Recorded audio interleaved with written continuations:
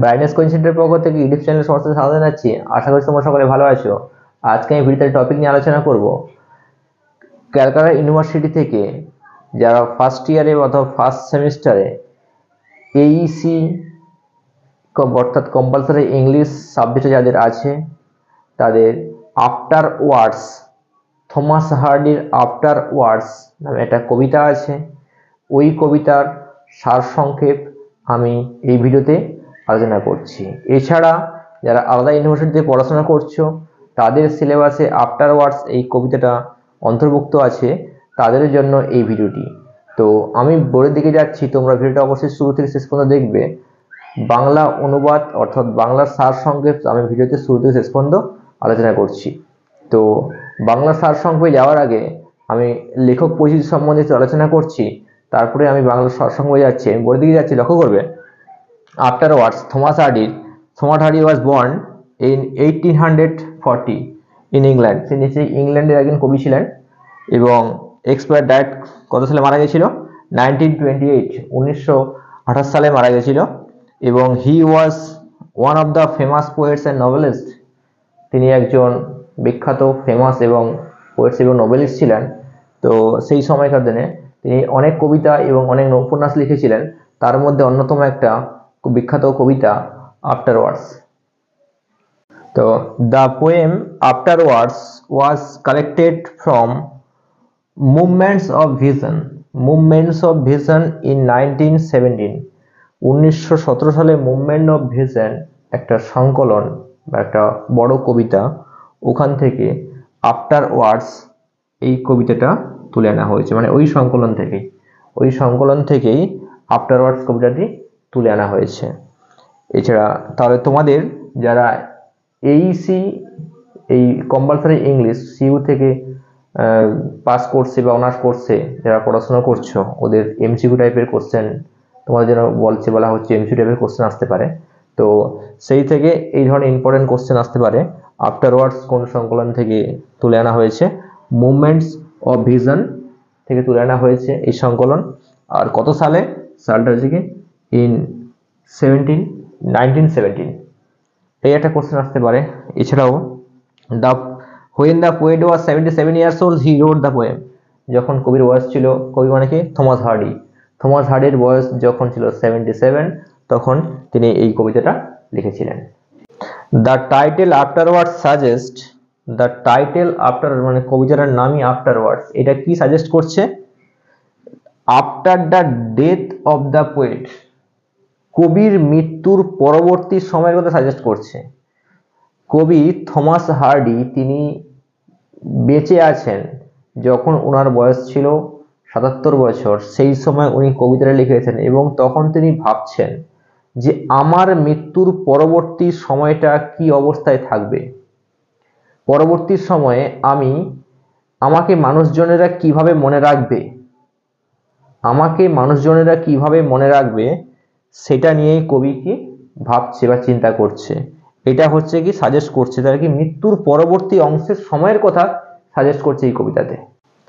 The meaning of afterwards to the poet, কবির কাছে after ওয়ার্ডস এর মানেটা কি? কবি আফটার ওয়ার্ডস বলতে কি বোঝাতে চেয়েছেন এই কবিতাতে? দ্য পোয়েট হার্ডি কনসার্ন, কবি হার্ডি মিনস থমাস হার্ডি খুব উদ্বিগ্ন। What happens after death of him, কি ঘটবে আফটার ডেথ অফ হিম, তার মৃত্যুর পরে কি ঘটবে? মানে মৃত্যু যখন কবির হয়ে যাবে বা কবি যখন মারা যাবে, তারপরে কি অবস্থা হবে সেটা নিয়ে কবি খুব উদ্বিগ্ন। কিভাবে মানুষজনেরা তাকে মনে রাখবে, কতটা ক্ষণিকের জন্য মনে রাখবে, সেটা নিয়ে তিনি উদ্বিগ্ন হয়ে আছেন এবং অবাক হয়ে আছেন। He wonders what the neighbours will say, তিনি অবাক হয়ে গেছেন যে প্রতিবেশীরা তাকে কি বলবে, তাকে মানে কি মারা তো যাবে, মারা যাওয়ার পরবর্তীকালে প্রতিবেশীরা তাকে কিভাবে মনে রাখবে। when the present movement has passed, যখন কি বর্তমান পরিস্থিতিতে যখন চলে যাবে, অতিবাহিত হয়ে যাবে, মানে কি বর্তমান মানে কি যখন কবি মারা যাবে, সেটা তো অতীতকালে চলে এসেছে, মারা যাচ্ছে, তারপরে মুহূর্ততে তিনি কিভাবে প্রতিবেশী তাকে মনে রাখবে সেটা নিয়ে খুব উদ্বিগ্ন বা চিন্তিত। ইট মিনস এর মানে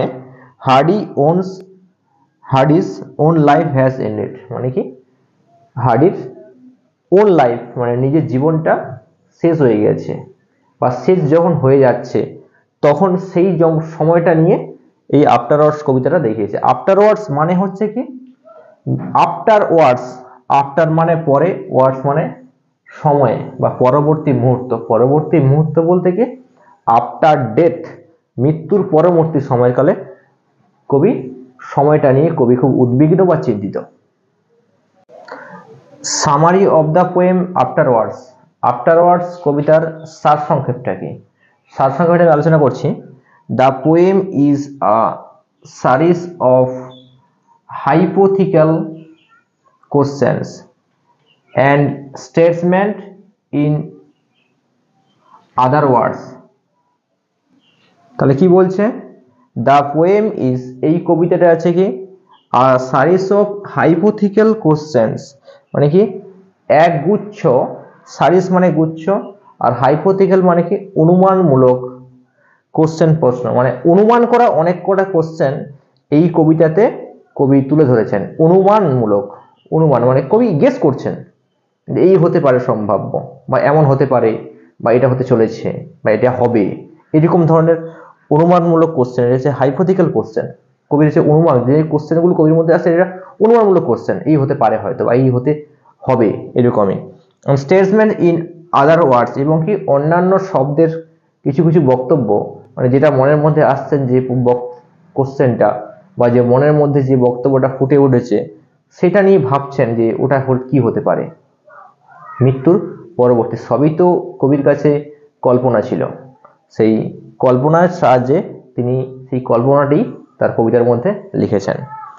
দ্য পোয়েট রিপিটেডলি আস্কস, কবি হচ্ছে পুনরায় জিজ্ঞাসা করছে, পুনরায় নিজেকে জিজ্ঞাসা করছে, ইফ হি ডাইজ, যদি উনি ডাইজ মানে যদি উনি মারা যান, how his neighbours will react, কিভাবে তার প্রতিবেশী তার প্রতিক্রিয়া দেখাবে, তার প্রতি কিভাবে প্রতিক্রিয়া দেখাবে। যদি উনি মারা যান, অবশ্যই উনি মরবে, যখন মারা যাবে মারা যাবার পরবর্তী সময় থেকে কিভাবে মানে তার সময়কালের মানুষজনেরা কিভাবে প্রতিক্রিয়া দেখাবে।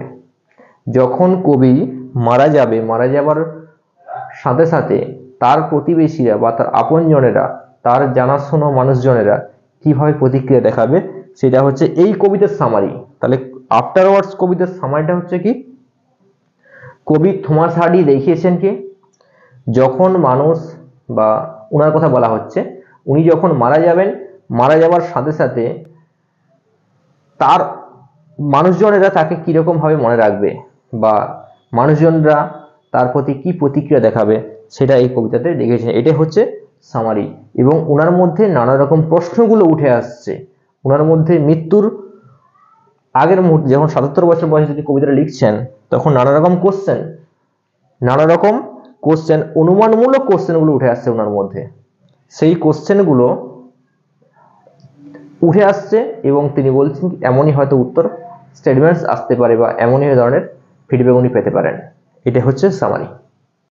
দেয়ার are 5 stanzas in his poem, তার কবিতাতে অর্থাৎ থমাস হার্ডির কবিতাতে 5টা স্ট্যাঞ্জা আছে। তো ওই 5টা স্ট্যাঞ্জাতে হি ডেসক্রাইবস আর ডিফারেন্ট হাইপোথিক্যাল সিচুয়েশন, তিনি বর্ণনা করেছেন, তিনি বর্ণনা করেছেন আর ডিফারেন্ট মানে ভিন্ন, হাইপোথিক্যাল সিচুয়েশন, হাইপোথিক্যাল অনুমানমূলক পরিস্থিতি, হাইপোথিক্যাল অনুমানমূলক সিচুয়েশন পরিস্থিতি, আর ডিফারেন্ট মানে ভিন্ন ভিন্ন অনুমানমূলক পরিস্থিতির কথা তুলে ধরেছেন এ স্ট্যাঞ্জা ইন হিজ পোয়েম, তার কবিতার প্রত্যেকটি স্ট্যাঞ্জাতে। মানে কি কি হতে পারে, উনি যে সমস্ত মৃত্যুর পরবর্তী সময়টা নিয়ে ভাবছেন 5টা স্ট্যাঞ্জাতে 5 রকমের ভাবনা তুলে ধরেছে এই কবিতাতে। মৃত্যুর পরবর্তী অর্থাৎ থমাস হার্ডির আফটার ওয়ার্ডস কবিতাতে মৃত্যুর পরবর্তী সময়টা নিয়ে যে ভাবছেন সেই রকম 5 রকমের ভাবনা তার 5টা স্ট্যাঞ্জায় তুলে ধরেছে। 5টা স্ট্যাঞ্জাতে কিভাবে তুলে ধরেছে সেটা আমরা দেখব। ফার্স্ট স্ট্যাঞ্জাতে কবি দেখিয়েছেন, হার্ডি বর্ণনা করেছেন, প্রথম ফার্স্ট স্ট্যাঞ্জাতে বর্ণনা করেছেন the scenes of his death, তার মৃত্যুর দৃশ্যটা। তাহলে মৃত্যুটার দৃশ্যের কথা তিনি ফার্স্ট স্ট্যাঞ্জাতে দেখিয়েছেন। That the present has closed door ব্যাকেটে টু হিম, মানে কি বর্তমানের দরজা তার কাছে বন্ধ হয়ে এসেছে, বন্ধ হয়ে যাচ্ছে বা বন্ধ হয়েছে। মানে বর্তমান দরজা বলতে কি তিনি মারা গিয়েছেন, তিনি দেখাচ্ছেন যে তিনি মারা গিয়েছেন। যে যদি তিনি বর্তমানে যদি তিনি মারা গিয়েছেন বলতে যদি তিনি বর্তমানে মারা যান, তাহলে কি the life is brief two him, মানে কি এবং যদি তার জীবনটা যদি সংক্ষিপ্ত জায়গায় পৌঁছে যায়, ওনার এই পৃথিবী মানে কি জীবনটা সংক্ষিপ্ত জায়গায় পৌঁছে যায় বলতে কি তিনি মৃত্যুর সম্মুখীন হয়ে আছেন এবং তিনি মৃত্যুর অগ্রসর হয়ে আছেন। আর হয়তো কয়েক বছর পরেই বা বেশ কিছু সময় পরে উনি মারা যাবেন। যে তিনি 77 বছর বয়সে কবিতাটা লিখেছেন, তিনি আর মৃত্যুর দিকে এগোতে বেশি দিন ওনার বাকি নেই। এটাকে ব্রিফ বলেছে, মানে তিনি আর অল্প দিনই বাঁচবেন বা অল্প কয়েক বছর হাতে গোনা কয়েকটা বছর বাঁচবেন। তে and the weak years comes to an end, মানে কি বছরের দুর্বল সময়, মানে কি বছর তো দুর্বল নয়, মানে কি যেহেতু উনি বৃদ্ধ হয়ে গেছেন বা ওনার বয়স হয়ে গেছেন, তাই কাজকর্ম ঠিকঠাক করতে পারছেন না। যে বছরগুলো কাটাচ্ছেন খুব কষ্টের মধ্যে দিয়ে, খুব দুর্বল অবস্থার মধ্যে দিয়ে সময়গুলো অতিবাহিত করছেন। তাই ফার্স্ট স্ট্যাঞ্জাতে দেখিয়েছেন উইক ইয়ার্স কথাটা উল্লেখ করেছে এখানটাতে। তো এইরকম বর্ণনা করেছেন এবং তিনি লিখেছেন at a time spring Returns, ওই সময় তিনি কি বলতেছেন এবারে যে বসন্তকাল তো বছর বছর ফিরে আসে, প্রতি বছরে বসন্তকাল ফিরে আসে। With the new green leaves, সাথে কি নতুন সদ্য পাতা প্রতিটা গাছে জন্মাতে থাকে, মানে কি গাছেদের মধ্যে সেই হাসি বা মানে মুগ্ধতা অবশ্যই বা দেখতে পাওয়া যায়। খুব সুন্দর দৃশ্য গাছেরগুলো দেখতে পাওয়া যায় যখন নতুন পাতাগুলো জন্মায়। তখনই the poet wonders if his neighbours will remember, এবার তিনি কি বলছেন, তিনি সেই সময়ে মৃত্যুবরণ করতে চাইছেন, তিনি সেই সময়টাতেই মৃত্যুবরণ করতে, কোন সময় বসন্তকালে সেই সময়টাতে মৃত্যুবরণ করতে চাইছেন, যাতে কি হিজ নেভার্স উইল রিমেম্বার, তখন তার প্রতিবেশীরা মনে রাখবে এইভাবে যে এই যে বসন্তের যে নতুন পাতা জন্মেছে বা নতুন পাতাগুলো হয়েছে, ঠিক এই সময় থমাস হার্ডি মারা গিয়েছিলেন। কি বলছে that he use to notice lovely spring time, তখনই হচ্ছে কি যখনই প্রতিবেশীরা বা আপনজনরা সেই সময়কার মানুষেরা, তার সময়ের মানুষেরা যখন ওই সুন্দর দৃশ্যগুলো, প্রকৃতির যখন সুন্দর দৃশ্যগুলো দেখবে, বসন্তের নতুন পাতা জন্মেছে, তখনই কবির কথা মনে পড়বে, ওটার হার্ডির কথা মনে পড়বে।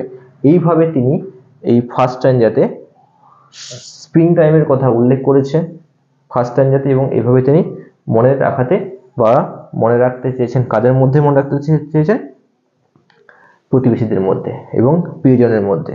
এইভাবে তিনি নিজেকে মনে রেখেছেন এই ফার্স্ট স্ট্যাঞ্জাতে। এবং তোমাদের পরীক্ষার অবশ্যই প্রশ্ন আসতে পারে যে ফার্স্ট স্ট্যাঞ্জাতে এমসিকিউ টাইপের কোশ্চেন আছে, ফার্স্ট স্ট্যাঞ্জাতে কোন ঋতুর কথা কবি উল্লেখ করেছেন? তাহলে এটা বসন্তকালের কথা উল্লেখ করেছেন। এটা মানে একটা আলোচনা করলাম আমি। সেকেন্ড স্ট্যাঞ্জাতে তিনি বর্ণনা করেছেন, থমাস হার্ডি সেকেন্ড স্ট্যাঞ্জাতে যেটা বর্ণনা করেছেন কি, the poet describes the silent flight of a hawk across the shadow night to land to a bush, মানে কি বলছে যে কবি বর্ণনা করেছেন কেমন হবে যে হক মানে এখানে বাজ পাখি যেইভাবে অনেক উঁচুতে উড়ে যায়, অনেক উঁচুতে উড়ে সবকিছুকে অবজার্ভ করে বা লক্ষ্য করে, তিনি ঠিক সেরকম হতে চাইছেন। এবং কি কোথাও ঝোপে গিয়ে ল্যান্ড করে, তিনি সেরকম ভাবে একটা বাজ পাখি যেইভাবে রাত্রিতে অনেক উড়ে এক স্থান থেকে অন্য স্থানে যায়, তো সেরকম হচ্ছে কি এবং ঝোপে গিয়ে ল্যান্ড করে, ঠিক সেইরকম ভাবে উনি ওইরকম হতে চাইছেন এবং ওই রকম ভাবে তিনি হতে চান।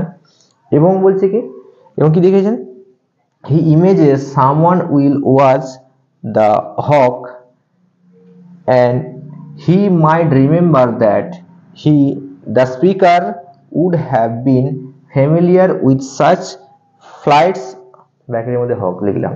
মানে তিনি কি বলতে চাইছেন, এবং তিনি আফটার ডেথ, মৃত্যুর পরে যখন কবি মারা যাবেন পরবর্তী সময়ে, ওই রকম কোনো একজন সেই ঈগল মানে হচ্ছে বাজ পাখিকে কি হককে একই রকমভাবে যখন উড়ে যাওয়া নোটিশ করবে, তখন কবির কথা মনে পড়ে যাবে যে কবিও ঠিক বাজ পাখির মতোই অবজার্ভ করত এবং বিপদের সময় মানুষের কাছে ছুটে যেত।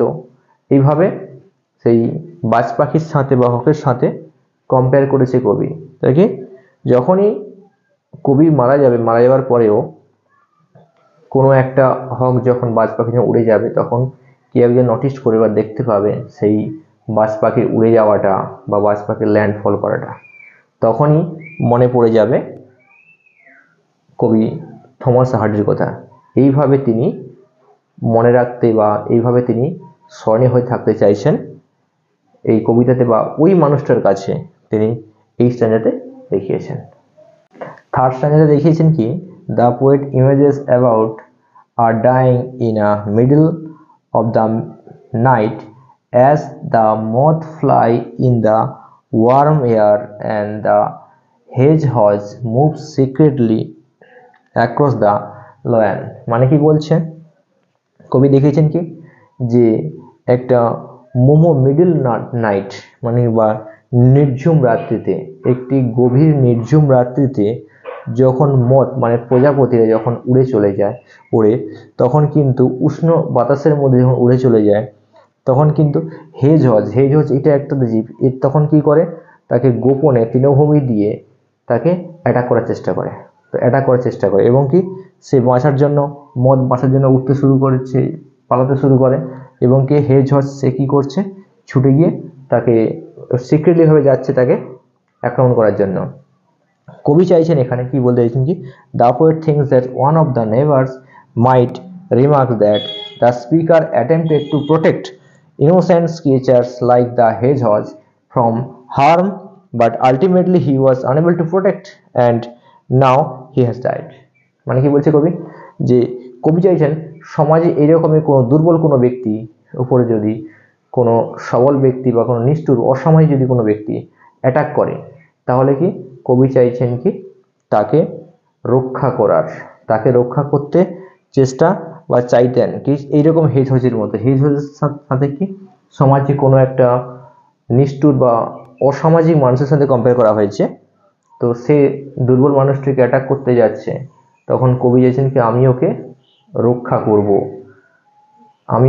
করব এবং আমার এই রক্ষা করাটাই, আমি যেভাবে মানুষটিকে রক্ষা করছি বা রক্ষা করার চেষ্টা করছি, রক্ষা করার চেষ্টা যে করছি, এর মধ্য দিয়ে কবি বলতে চাইছেন যে আমি এরকমই একটা মুভমেন্ট তৈরি করব যেটাকে অন্য কোনো মানুষ বা আমার সমসাময়িক কোনো মানুষ আমাকে মনে রাখবে যে এইভাবে সে চেয়েছিল বা থমাস হার্ডি রক্ষা করেছিল বা রক্ষা করার চেষ্টা করেছিল।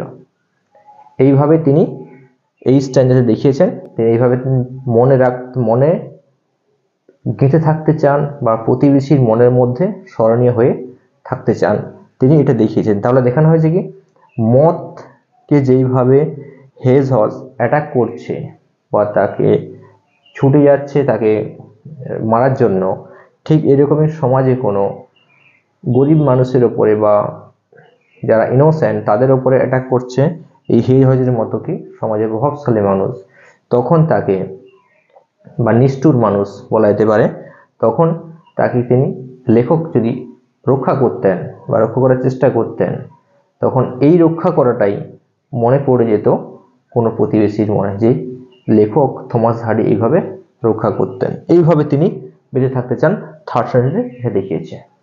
ফোর্থ স্ট্যান্ডার্ডে থমাস হার্ডি তার আফটারওয়ার্ডস কবিতাতে ফোর্থ স্ট্যান্ডার্ডে দেখিয়েছেন কি হার্ডি ইমাজিন করেছেন দ্যাট যে কি হিজ সার্ভাইভার্স উইল রিমেম্বার, তার সার্ভাইভার্স মানে কি নেইবার্স প্রতিবেশীরা বা উনার সময়ের মানুষেরা ওনাকে মনে রাখবে। কিভাবে মনে রাখবে? Looking at the stars at night, রাত্রিতে আকাশের দিকে তাকিয়ে,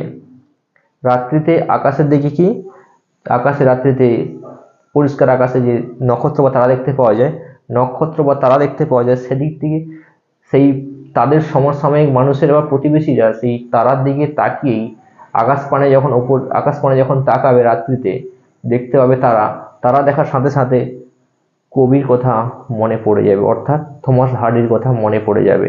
তিনি এইভাবে স্মরণীয় হয়ে থাকতে চান। কি বলছে?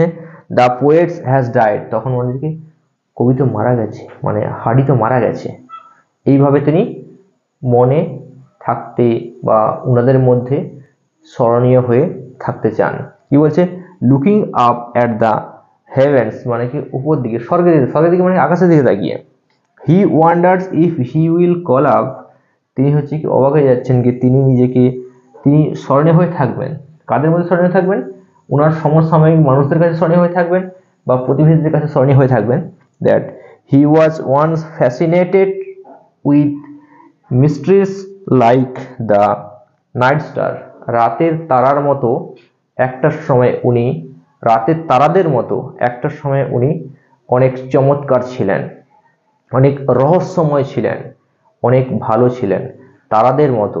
তাহলে তারাদের মতো যেহেতু উনি একটা সময় এতটা ভালো, এতটা রহস্যময়, এত চমৎকার ছিলেন, তাই কি তারার দিকে তাকালে যখনই কবির মৃত্যুর পরে, হার্ডির মৃত্যুর পরে যখন প্রতিবেশীরা বা ওনার সমসাময়িক মানুষেরা যখন ওপর দিকে তাকাবে, তখন ওনাদের মনে পড়ে যাবে থমাস হার্ডির কথা।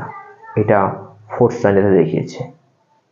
ফিফথ স্ট্যান্ডার্ডে থমাস হার্ডির লেখা আফটারওয়ার্ডস কবিতার ফিফথ স্ট্যান্ডা অথবা লাস্ট স্ট্যান্ডার্ডে তিনি দেখিয়েছেন কি দ্য পোয়েট ডেসক্রাইব, অর্থাৎ Hardy describes the ringing of church bells, মানে কি গির্জার ঘন্টার ধ্বনি কথা বলেছে। That will announce his death, যেটা তার মৃত্যু ঘোষণা করবে। At the same time the night wind will pause, সেই সময় কি একই সময়ে রাতের বাতাসটা হঠাৎ থেমে যাবে, বন্ধ হয়ে যাবে, ফর আ মুভমেন্ট, এক মুহূর্তের জন্য। অ্যান্ড দেন, এবং তারপরে রাইজ এগেন অ্যানাদার বেল, আবার অন্য একটি ঘন্টা ধ্বনিত হবে, আবার ঘন্টা ধ্বনিত হবে। Hardy wonders if his neighbours will remark, মানে কি বলছে? হার্ডি অবাক হয়ে যাচ্ছেন, মানে কবি অবাক হয়ে যাচ্ছেন কি অবাক হয়ে বলছেন কি হিজ নেইবার্স, তার প্রতিবেশীরা উইল রিমার্ক, মন্তব্য করবে কি he can no longer hear, তিনি তো নো লঙ্গার হেয়ার, তিনি আর শুনতে পাবে না। কি শুনতে পাবে না? ঘন্টার ধ্বনি, চার্চ বেল, মানে হচ্ছে কি গির্জার ঘন্টার ধ্বনি তিনি শুনতে পাবে না। কে শুনতে পাবে না? কবি হার্ডি শুনতে পাবে না। ওয়ান্স দে উড নোটিস ইট, তারা লক্ষ্য করবে। কোথায় লক্ষ্য করবে? যখনই চার্চের ঘন্টা বাজবে, ঘন্টা বাজার সময়কালে এটা লক্ষ্য করবে, তখন মনে পড়বে। মানে কবি কি বলতে চাইছেন, যেটা বিষয়টা কি, চার্চের ঘন্টা যখনই ধ্বনিত হবে সন্ধ্যের দিকটাতে, অর্থাৎ সন্ধ্যের সময়কালে যখন চার্চের ঘন্টা বাজবে, সেই ঘন্টা ধ্বনিত হওয়ার সাথে সাথে কবি মারা যাবে। এবং কবি মারা যাওয়ার সাথে সাথে কি কিছু সময়ের জন্য বাতাসটা বন্ধ থাকে, থেমে থাকবে, আবার বাতাস উঠবে, আবার ঘন্টা বাজবে। কিন্তু ওই মুহূর্তে যে কবি যে মারা যাবে, ঠিক সেই সময়ে তার সমসাময়িক মানুষেরা বা প্রতিবেশীরা মনে রাখবে যে এই সময় হার্ডি মারা গেছিলেন, এবং যে ঘন্টা এখন ধ্বনিত হচ্ছে সে অতীতকালে হয়েছিল এবং মৃত্যুর সময়ে সেই শুনেছিল, আর কবি শুনতে পাবে না। তো এই স্ট্যান্ডার্ডে, ফিফথ স্ট্যান্ডার্ডে দেখিয়েছেন তিনি কিভাবে বেঁচে থাকতে চাইছেন বা স্মরণীয় হয়ে থাকতে চাইছেন, কাদের মধ্যে, একজন হোক বা অনেকজন হোক, প্রতিবেশী বা তার সমসাময়িক মানুষজনদের কাছে। এটাই হচ্ছে দেখিয়েছে ফিফথ স্ট্যান্ডার্ডে। তোমরা বুঝতে পেরেছো কতটা সহজে আমি আলোচনা করলাম প্রতিটা স্ট্যান্ডা, 5টা স্ট্যান্ডা কিভাবে খুব সহজে আমি বিশ্লেষণ করলাম। তো তোমরা অবশ্যই বুঝতে পেরেছো। যারা আইডিসি সাবজেক্ট যাদের আছে ফার্স্ট সেমিস্টারে ক্যালকাটা ইউনিভার্সিটিতে যারা পড়াশোনা করছো, তাদের এটা ইম্পর্ট্যান্ট। এবং আলাদা ইউনিভার্সিটি থেকে বা অন্য কোনো ইউনিভার্সিটি থেকে যারা যাদের আইডিসি সাবজেক্ট ছাড়াও এই সিলেবাসে আফটারওয়ার্ডস এই কবিতাটা আছে, তাদের ক্ষেত্রে এটা খুব ইম্পর্ট্যান্ট। তো আশা করি তোমাদের অবশ্যই ভালো লেগেছে। তো ভিডিও অবশ্যই ভালো লেগে থাকে লাইক করবে এবং সাবস্ক্রাইব করে রাখবে। পরবর্তীতে আমি অন্য কোনো ভিডিও নিয়ে হাজির হতে সবাইকে ধন্যবাদ জানাই।